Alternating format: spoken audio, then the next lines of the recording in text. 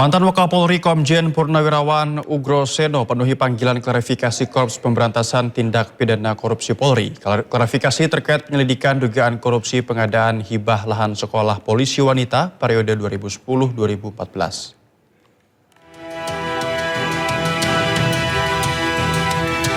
Ugro Seno tiba di Mabes Polri sekitar pukul 9 pagi tadi. Dirinya datang untuk menjelaskan yang ia tahu. Ia mempertanyakan dasar hukum penyelidikan kebijakan yang sudah lewat lebih dari 15 tahun. Nama Ugro Seno dikaitkan dalam kasus ini lantaran menjabat sebagai Kepala Lembaga Pendidikan dan Pelatihan Polri saat proses hibah dan pengadaan lahan berlangsung pada 2011. Ugro Seno menegaskan dirinya hanya melanjutkan kebijakan yang sudah ada.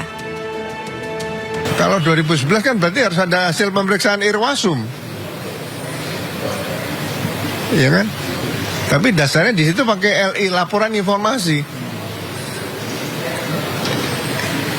Nah, kalau dugaan tidak pidana, kalau internal Polri ya harusnya berangkatnya dari Irwasum memeriksa biasanya gitu kan. PPK juga tidak ada temuan. BPK menilai Polri mulai 2011 pun WTP. Wajar tanpa kecualian. Nah ini 2011 bisa dicari pakai LI. Nah kalau semua Kapolda, Kapolri, Pak Hugeng sekali dicarikan LI gimana nanti? Itu aja sih. Nah, saya karena diundang ya saya jelaskan aja. Apa aja Pak klarifikasi yang dibawa? Hah? Dokumen apa yang dibawa gitu untuk klarifikasi? Semua ada panitianya, saya nggak tahu apa-apa. Saya Kalemdik, ya kan? Panitia pengadaan pembelian tanah, Brigjen katanya sudah meninggal ya, nggak tahu nanti gimana nih. Semua itu kan ada panitianya. Apalagi itu Pak? Klarifikasi tersebut terkait penyelidikan dugaan korupsi pengadaan hibah lahan sekolah polisi wanita periode 2010 hingga 2014. Dari Jakarta, Tim Liputan iNews melaporkan. Kejaksaan Agung periksa 2 saksi kasus TPPU Febri Adriansyah. Dari 2 saksi tersebut, 1 orang tidak penuhi panggilan. Jalan.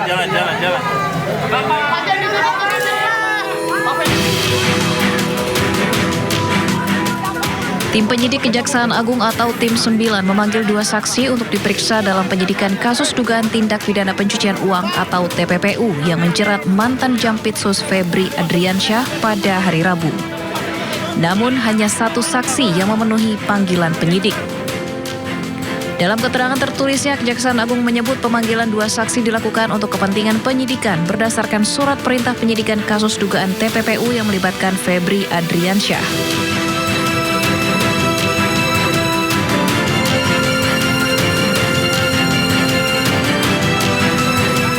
Dari 2 saksi yang dipanggil hanya ATW selaku penasihat hukum afiliasi Don Rito yang hadir menjalani pemeriksaan, sementara 1 saksi lainnya tidak memenuhi panggilan penyidik.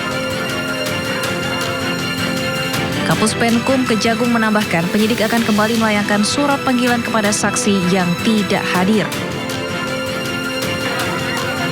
Pemeriksaan saksi masih terus dilakukan untuk memperkuat alat bukti dalam perkara tersebut. Tim Liputan iNews melaporkan. Hari ini Kejaksaan Agung memanggil 10 orang saksi terkait kasus TPPU yang menjerat ex-Jampitsus Febri Adriansyah. Jaksa Agung Muda Bidang Pengawasan Rudi Margono membenarkan bahwa dari 10 nama tersebut termasuk diantaranya Tan Kian dan Ferry Hongkiriwang. Itu yang lain berapa Pak? Misalnya hari ini nggak salah 10. Nanti daftarnya tak share ke Kapus Pen. 10 itu bersama Tan Kian sama Ferry. Ferry Boboho itu Pak. Iya. Ferry Hongkiriwang. Oh iya. Masih ya. Makasih Pak Rudi. Siap, makasih Pak Rudi. Berarti pemeriksaan masih ya Pak? Ya. Pemeriksaannya masih ya? Masih infonya. Saya baru datang.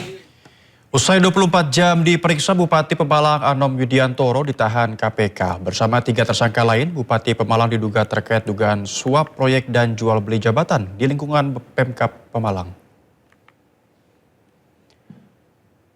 Memakai rompi tahanan, Bupati Anom Yudiantoro keluar dari ruang pemeriksaan dengan tangan terborgol pada Kamis pagi. Anom langsung digiring ke mobil tahanan, pemirsa. Anom meminta maaf pada masyarakat Pemalang atas kasus yang menjeratnya. Namun, Anom membantah melakukan jual beli jabatan. Sebelumnya KPK menangkap 21 orang dalam operasi tangkap tangan di sejumlah lokasi dengan menyita lebih dari 2 miliar rupiah.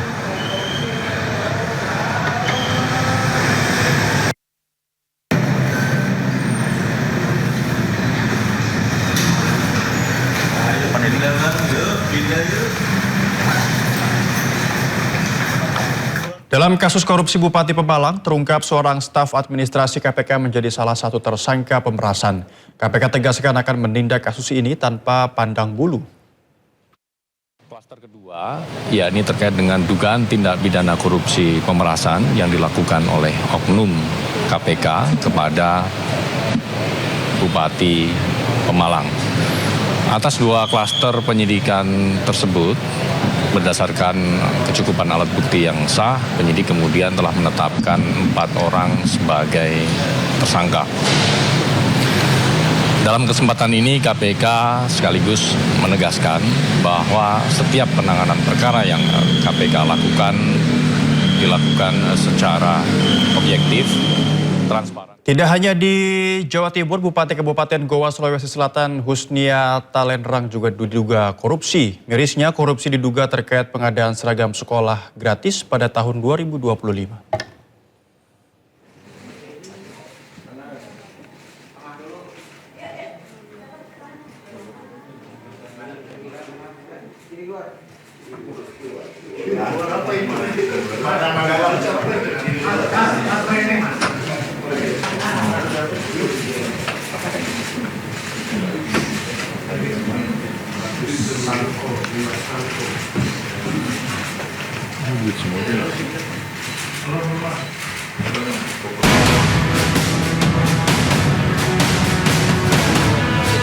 Didampingi oleh tim kuasa hukum, Bupati Kabupaten Goa, Sulawesi Selatan, Husnia Talenrang, diperiksa di Ditreskrim Sus Polda Sulawesi Selatan. Husnia diperiksa terkait dugaan korupsi proyek pengadaan seragam sekolah gratis. Pemeriksaan berjalan lebih dari 7 jam dengan 18 pertanyaan. Saya hadir memenuhi panggilan sebagai warga negara yang baik. Tentunya kita harus memiliki kehadiran terkait undangan dari penyidik. Husnia diperiksa sebagai saksi. Selain Husnia, penyidik juga telah memeriksa sedikitnya 8 saksi, diantaranya Kepala Dinas Pendidikan Kabupaten Goa. Ya, terkait dengan kasus korupsi pengadaan seragam SD dan SMP tahun 2025, saat ini sudah ada beberapa saksi yang diperiksa. Ya, sudah ada beberapa saksi, termasuk hari ini salah satunya adalah Bupati Goa, dan itu diperiksa selaku saksi. Kasus ini mencuat ketika Pansus Hak Angket DPRD Goa mempertanyakan anggaran pengadaan seragam SD hingga SMP yang tidak sesuai aturan.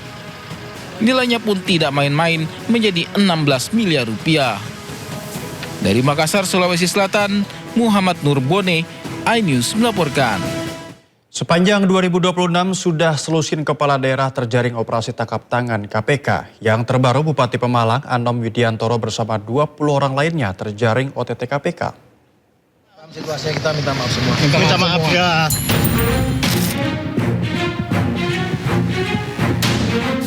Mengenakan rompi oranye dan tangan terborgol, Bupati Pemalang Anom Widiantoro minta maaf. Anom keluar dari gedung KPK bersama 3 orang lainnya dikawal ketat penyidik KPK dan polisi dijebloskan ke tahanan. Bupati Pemalang Anom Widiantoro ditetapkan sebagai tersangka usai terjaring operasi tangkap tangan bersama 20 orang lainnya di Jakarta, Pemalang, dan Purworejo.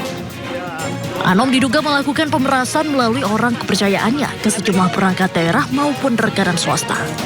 Total terkumpul 1,98 miliar rupiah. Dari data yang terkumpul sepanjang 2026 sudah selusin pejabat daerah tertangkap operasi senyap ini. Di awal tahun, Bupati Pati Jawa Tengah Sudewo dan Wali Kota Madiun Jawa Timur terjaring OTT KPK.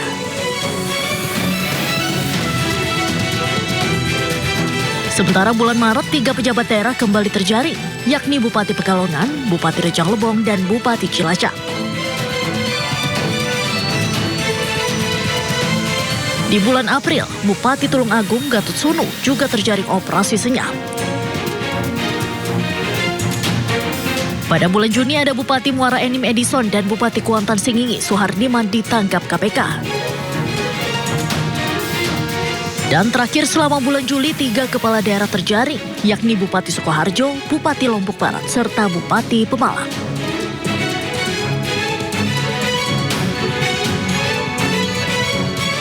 Ini artinya rata-rata 2 kepala daerah tiap bulannya terjaring OTT KPK.